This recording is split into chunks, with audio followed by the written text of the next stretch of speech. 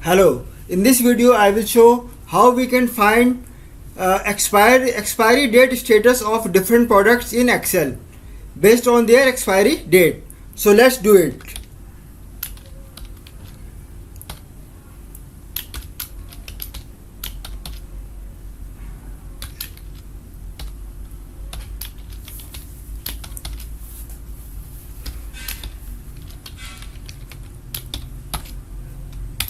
So we have used this formula here, and it is showing that the status of different products. For example, the curd is due to expire in 50 days, and cheese has already expired. Okay.